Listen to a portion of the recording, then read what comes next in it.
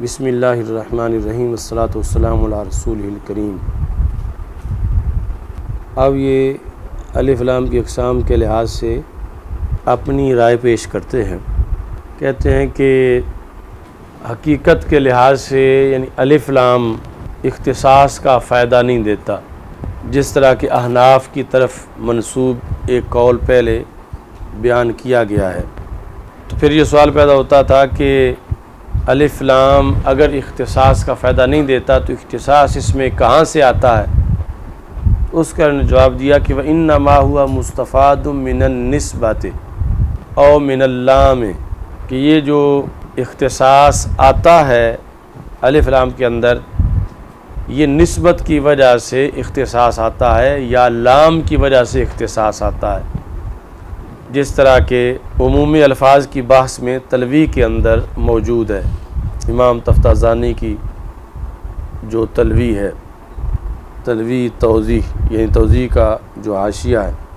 وہاں یہ عبارت ہے من ان ال للتعریف، الف لام جو ہے وہ تعریف کے لیے ہے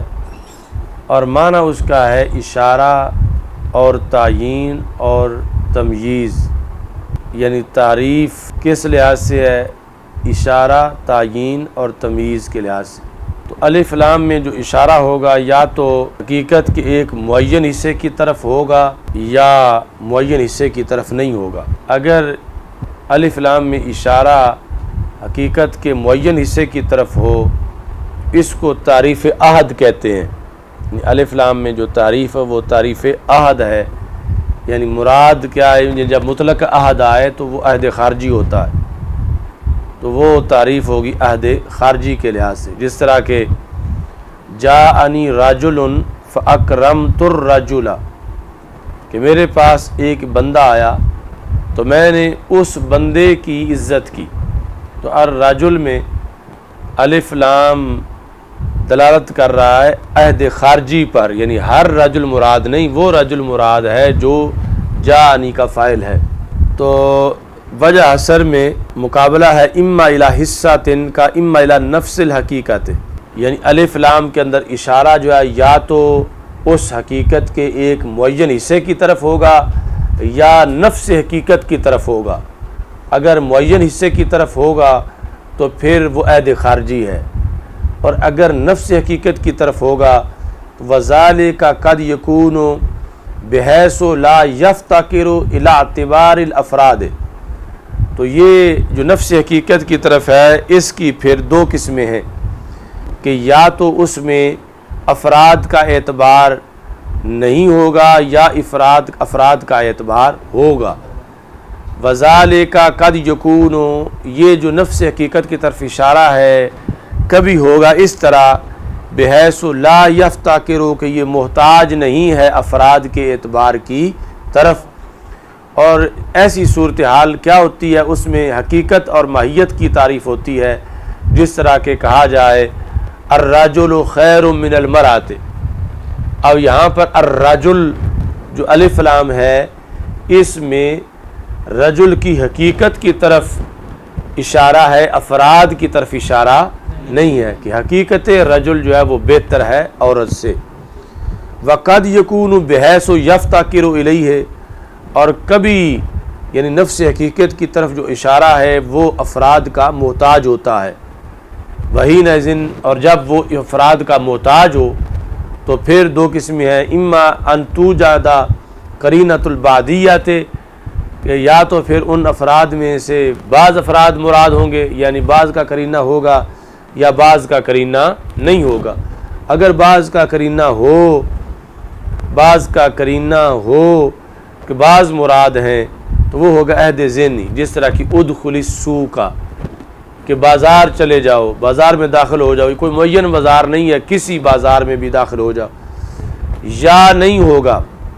بعضیت، یعنی افراد مراد ہیں لیکن بعض افراد مراد نہیں ہیں، تو پھر ہوگا استغراق، جس طرح کہ ان الانسان لفی خسر۔ اب الف لام جو الانسان پر ہے اس کا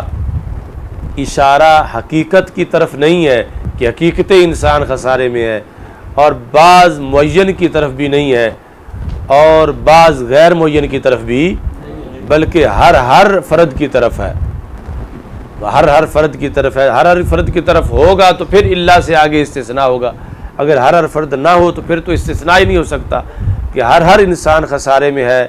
مگر وہ خسارے میں نہیں جو ایمان لائے اور انہوں نے نیک کام کیے اور تواصی بالحق اور تواصی بالصبر کی۔ تو اب جو ہے وہ خلاصہ اس کا یہ ہوا وجہ حشر کا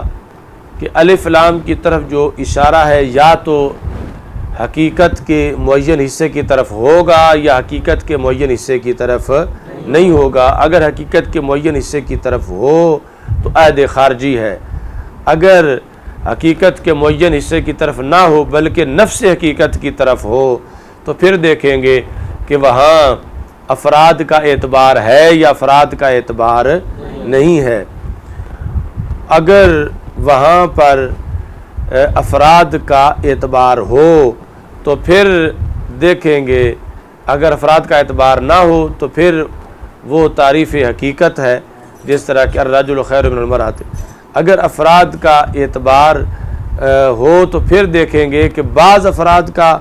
مراد ہے یا تمام افراد کا اعتبار کیا گیا ہے۔ اگر بعض کا ہوگا تو پھر عہد ذہنی ہے، اگر تمام کا ہوگا تو پھر استغراقی ہے۔ یعنی سب سے پہلے یعنی نفس حقیقت کی طرف اشارہ ہوگا یا نفس حقیقت کے معین افراد کی طرف، معین افراد کی طرف ہوگا عہد خارجی، نفس حقیقت کی طرف ہوگا جنسی، آگے پھر بعض افراد کی طرف ہوگا تو عہد ذہنی، تمام افراد کی طرف ہوگا تو استغراقی۔ احترازاً عن ترجیح بعض المساویات بلا مرجحن، تو یہ جو سارے افراد کی طرف اشارہ ہوگا درا حال کہ اس میں بعض کی ترجیح، بعض عن ترجیح بعض المتساویات بلا مرجحن، اس میں اس چیز سے قطع نظر ہوگا کہ بعض افراد کو ترجیح دی گئی ہے یا بعض افراد کو ترجیح نہیں دی گئی، یعنی مساوی طور پر سب پر جو ہے وہ یہ بات سچی آئے گی۔ تو کہتے ہیں کہ تقسیم کے لحاظ سے عہد ذہنی اور استغراقی یہ حقیقت کی فروع میں سے ہیں، عہد ذہنی اور استغراقی، چونکہ ہم نے جو کہا ہے وہ تعریف الحقیقت ہے، اس کو بعد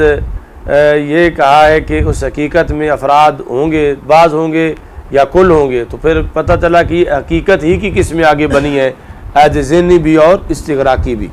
تو اسی واسطے محققین اس بات کی طرف گئے ہیں کہ لام جو تعریف عہد کا ہوتا ہے،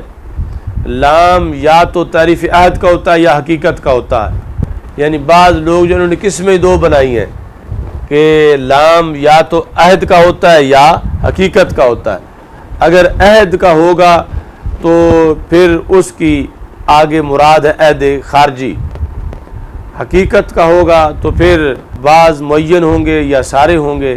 بعض غیر معین ہوں گے تو عہد ذہنی اور پھر استغراقی۔ تو محققین اکثر جو ہے انہوں نے اس کی قسمیں دو بنائی ہیں، الا ان القوم اخذوا بالحاصل،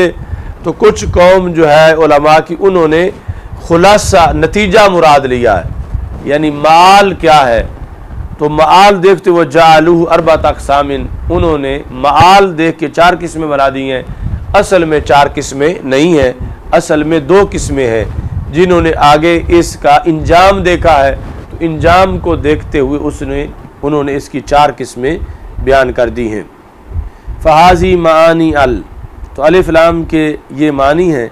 اگر اس کا مدخول جو الف لام کا ہے وہ جملے میں موضوع بن رہا ہو تو پھر دیکھیں گے کہ جو محمول ہے اس پہ الف لام ہے یا اس پہ الف لام نہیں ہے، یعنی الف لام موضوع پر آیا ہوا ہے تو پھر دیکھیں گے کہ محمول پر الف لام ہے یا الف لام نہیں ہے۔ تو اگر محمول پر الف لام ہو تو جو موضوع ہے اس کا الف لام یا جنسی ہوگا یا عہد خارجی کا ہوگا اور اپنے مدخول کے ساتھ خاص ہوگا، اور اگر محمول جو ہے اس میں الف لام نہ آیا ہو تو پھر دیکھیں گے کہ جملے میں کوئی ایسی چیز ہے جو اختصاص کا فائدہ دیتی ہے یا ایسی چیز موجود نہیں ہے۔ اچھا جی، ترجمہ دیکھو، فحاظی معنی الفیضا کانا مدخول ہوا، جب الف لام کا مدخول کیا ہو، موضوع ہو، الف لام کا مدخول موضوع ہو. مثال کے طور پر کل الفاعل مرفوع، تو الفاعل جو ہے اس میں جو الف لام کا مدخول ہے وہ موضوع بن رہا ہے. الف لام الفاعل پر داخل ہے، فاعل پر الف لام داخل ہے، تو جو الف لام کا مدخول ہے وہ جملے میں کیا بن رہا ہے، موضوع ہے، اور اس پر حمل ہو رہا ہے محمول کا. تو محمول کی دو صورتیں ہیں، یا تو اس پر الف لام ہوگا یا الف لام نہیں ہوگا. وہ حمل علیہ، اور اس پر محمول بنایا جائے اس کو جو کہ اس لام کے ساتھ ملا ہوا ہے جو لام اختصاص کے لیے ہے، جو لام اختصاص کے لیے ہے. تو افادت،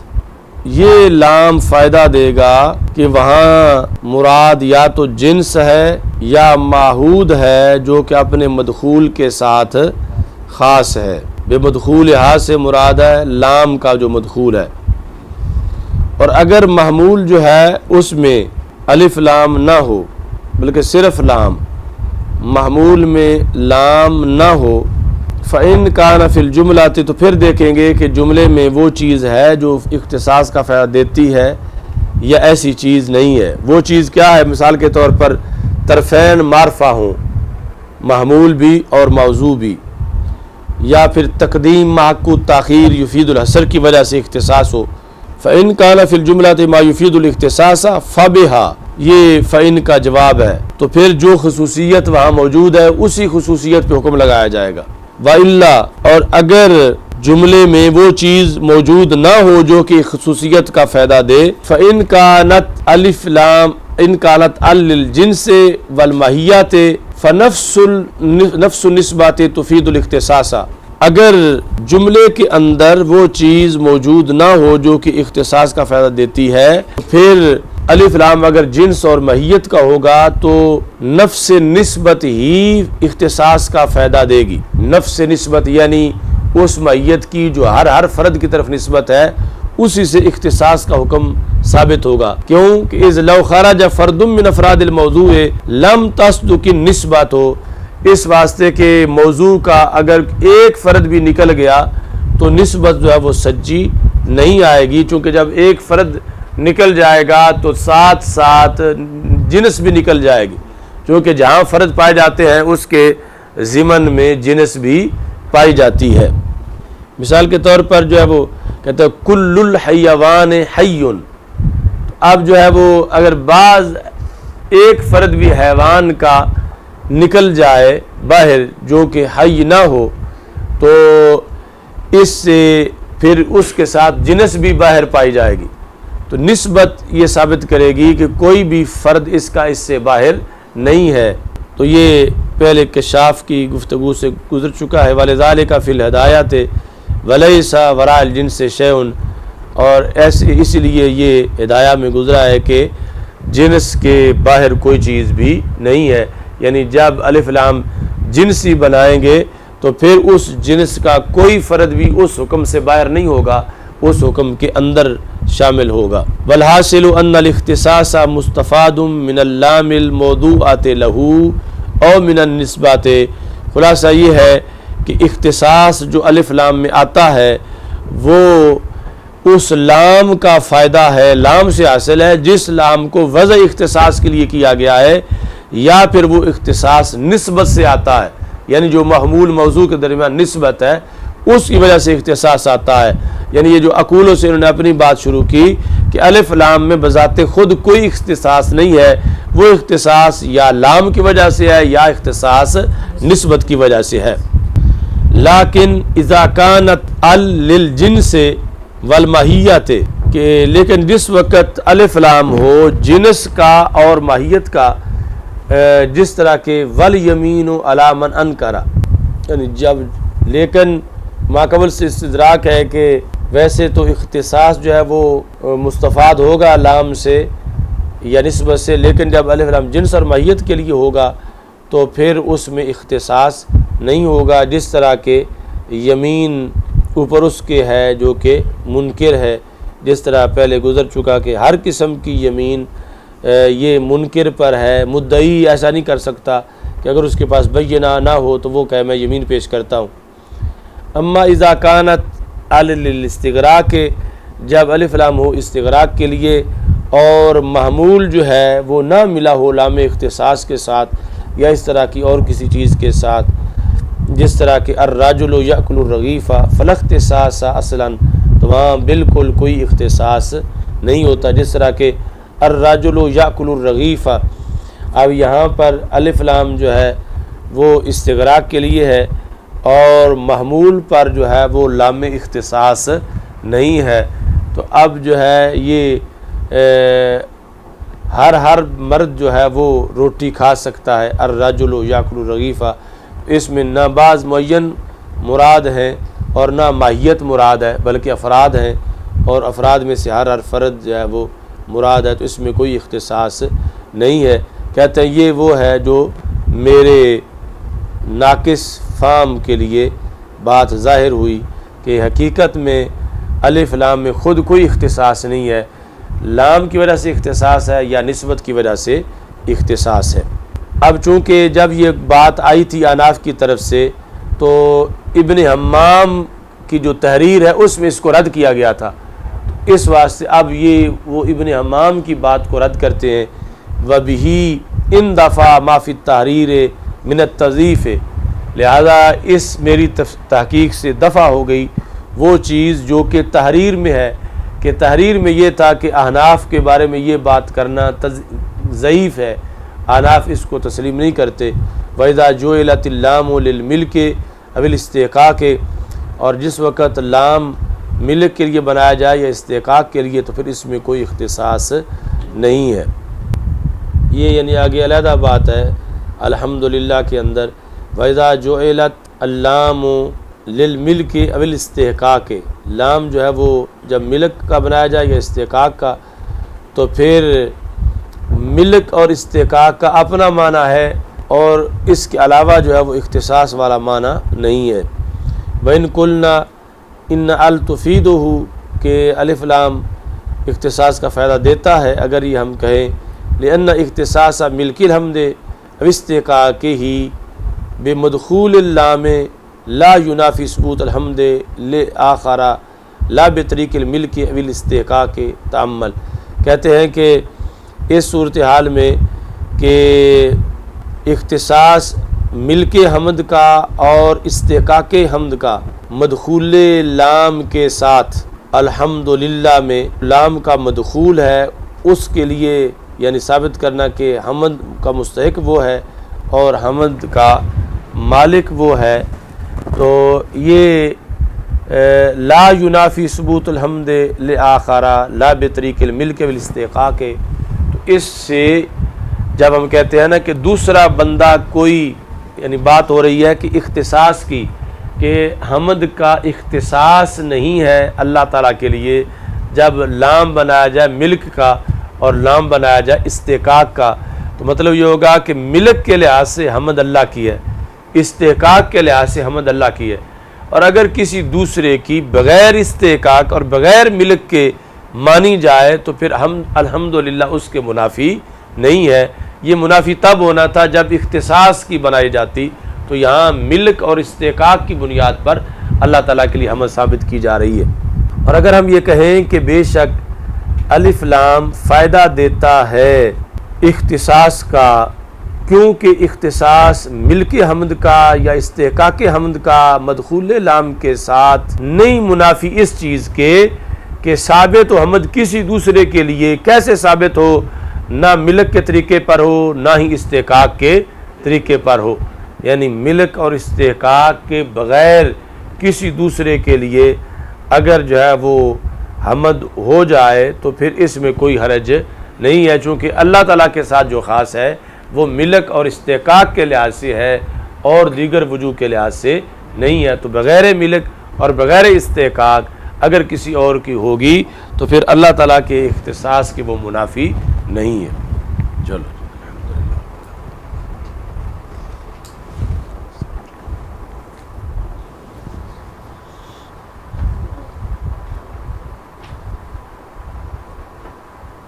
صلی اللہ علیہ وسلم۔